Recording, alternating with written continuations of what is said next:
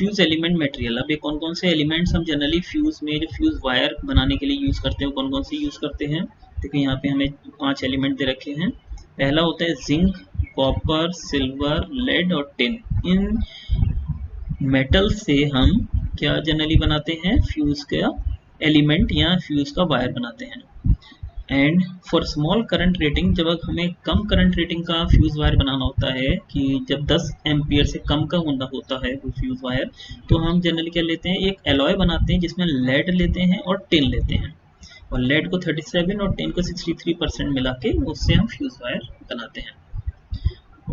अगर हमें large current rating का फ्यूज वायर बनाना है तो हम वहाँ पे किस चीज़ का लेंगे, वायर लेंगे, कॉपर का वायर लेंगे, ताकि कॉपर ज़्यादा करंट को अपने अंदर से पास करा सकती है और पिघलेगी नहीं। अगर हमें ज़्यादा करंट का फ्यूज वायर बनाना है तो हम उसे कॉपर का बनाते हैं। आजकल सिल्वर का भी बनाने लग गए हैं इसको, लेकिन एक सबसे बड़ी उसमें प्रॉब्लम होती है कि उसकी कॉस्ट बहुत ज़्यादा हो जाती है, क्योंकि सिल्वर महंगा मटेरियल है। लेकिन उसका क्या नाम है, एडवांटेज ये होता है कि वो ऑक्सीडेशन उसमें बिल्कुल भी नहीं होता है, बहुत अच्छी क्वालिटी का होता है, उसमें अपने आप वीर एंड टियर से, ऑक्सीडेशन से उसमें कोई फर्क नहीं पड़ता, और less deterioration by the dry air, और ड्राई एयर की वजह से भी उसमें प्रॉब्लम्स कम आते हैं। तो ये कुछ डेफिनेशंस हैं, बेसिक डेफिनेशंस है, वैसे हम इसको देख चुके हैं लेकिन एक बार फिर देख लेते हैं। आप नोट भी कर सकते हैं अपनी कॉपी में सारी basic definitions. Fuse wire, it is a part of fuse which melt due to excessive current flowing through the electric circuit। तो हम अभी तक यही डिस्कस कर रहे हैं। तो एक वो वायर होती है जिसमें अगर excessive current flow होगी तो क्या हो जाएगा, मेल्ट हो जाता है, तो उसे हम फ्यूज वायर कहते हैं।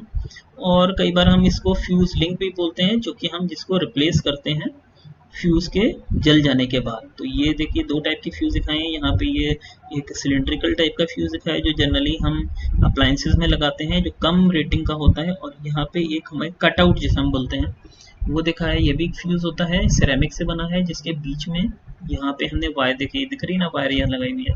ये मेन वायरिंग के बाहर, हाउस होल्ड के बाहर लगाया जाता है, ताकि अगर करंट इससे ज़्यादा आ जाए, कोई ओवरलोड हो जाए, तो ये वाली वायर अपने पिघल के निकल जाए और आगे हमारे जो अप्लायंसेस हैं, महंगे अप्लायंसेस हैं, उनको कोई परेशानी ना हो। Now next is packaging material. ये 2 टाइप के फ्यूज में जैसे हमने बात करी थी, एक ग्लास वाला, एक सिलिंड्रिकल। इसमें जनरली हम ग्लास वाला इंसुलेटिंग मटेरियल यूज करते हैं कवरिंग के लिए, और इसमें हम सिरेमिक यूज करते हैं। तो fuse consist of 2 main part. एक फ्यूज केस, जैसे कि इसमें दिखाई, ये केस है पूरा जिसके अंदर फ्यूज वायर जा रही है, और ये भी एक केस है जिसके अंदर फ्यूज वायर कनेक्टेड है। फ्यूज का केस होता है। दूसरा फ्यूज का एलिमेंट या वायर है, ये एलिमेंट दिखा रहे हैं वायर का, और इसको जो हमने पिछली वाली स्लाइड में देखा था ये इसकी वायर। तो ये फ्यूज केस जो होता है वो सिरेमिक का बनता है, जैसे कि यहाँ पे शो हुआ रखा है। ग्लास का बनता है जैसे कि यहाँ पे है। प्लास्टिक का भी हो सकता है क्योंकि वो इंसुलेटिंग मटेरियल का होना चाहिए, या फिर मोल्डेड माइक का लैमिनेटेड भी हो सकता है। नाउ फ्यूज की रेटिंग्स क्या क्या होती हैं, कैसे कैसे हम फ्यूज को कभी खरीदने जाएंगे अभी मार्केट से, तो हम कैसे खरीदते हैं फ्यूज को, तो वो देखते हैं। पहली होती है करंट रेटिंग। करंट रेटिंग क्या होती है कि फ्यूज हमेशा जितने, मान लीजिए हमें हमारी जो नॉर्मल वैल्यू है करंट की हमारे सर्किट के अंदर वो 1 एम्पियर, तो हम हमेशा फ्यूज खरीदेंगे 1 एम्पियर से थोड़ा सा ज़्यादा, या एग्जैक्टली 1 एम्पियर का। क्यों? क्योंकि अगर हम 1 एम्पियर से कम का फ्यूज खरीद लेंगे और हमारे पास जो नॉर्मल रेटिंग है वो 1 एम्पियर तक जाएगी करंट उसकी, तो वो पहले ही फ्यूज बर्न आउट हो जाएगा, तो हमें कोई फायदा नहीं रह जाएगा उसका, हमें बार बार बदलना पड़ जाएगा फ्यूज। लेकिन बहुत ज़्यादा रेटिंग का अगर आप फ्यूज लगा दोगे, अगर 1 एम्पियर मैक्सिमम में आपने 10 एम्पियर का फ्यूज लगा दिया, तो चाहे वो 5 एम्पियर आएगा तब भी वो खराब नहीं होगा फ्यूज, लेकिन हमारा जो अप्लायंस है वो 5 एम्पियर पे पूरा बर्न आउट हो जाएगा। So it is a value of current fuse wire that can carry without melting. तो ये फ्यूज करंट रेटिंग क्या होती है कि वो करंट, मैक्सिमम करंट जो फ्यूज वायर कैरी करेगी पिघलने से पहले। It's value is always less than the fusing current. Fusing current से इसकी हमेशा वैल्यू लेस होती है, और फ्यूजिंग करंट का क्या है, it is a value of current eight which fuse melt, और ये वो करंट है जिसपे फ्यूज मेल्ट हो जाता है। तो करंट रेटिंग हमेशा क्या होगी, फ्यूजिंग करंट से कम होगी। अब एक और फैक्टर है फ्यूजिंग फैक्टर। फ्यूजिंग फैक्टर क्या होता है, it is a fusing current of fuse wire divide by current rating of fuse wire. तो इसको नोट कर लीजिएगा, ये फॉर्मूला एक है।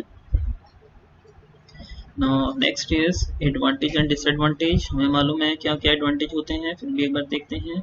लो कॉस्ट होती है फ्यूज वायर की, ऑब्वियसली बहुत ही सस्ती चीज़ है एमसीबी से। अगर हम इसे कंपेयर करें, एमसीबी दूसरी प्रोटेक्टिंग डिवाइस है, तो फ्यूज बहुत ही सस्ता पड़ता है हमें। इजी मेंटेनेंस होता है, मेंटेनेंस बहुत आसान होती है उसकी। अगर हम कटआउट की बात करें तो उसमें क्या होता है, वायर लगी होती है, वायर अगर जल गई तो हमें उसे दूसरी वायर से रिप्लेस कर सकते हैं। और अगर छोटा फ्यूज़ है जो कि अप्लायंस पे लगा हुआ था, वो बर्न आउट हो गया तो हम उसे रिप्लेस कर सकते हैं, वो बहुत आसानी से और बहुत कॉस्ट इफेक्टिव सस्ता मिल जाता है। It can work without noise, flame और स्मोक। इसमें कोई नॉइस नहीं होती, कोई फ्लेम या कोई धुआं नहीं निकलता है, कोई आवाज़ नहीं होती। It is simple to use and no complexities involve. आसान है, इसकी वर्किंग भी हम आसानी से समझ सकते हैं। डिसएडवांटेजेस क्या होती हैं, it need to replace after every operation. हर ऑपरेशन के बाद रिप्लेस करना होता है।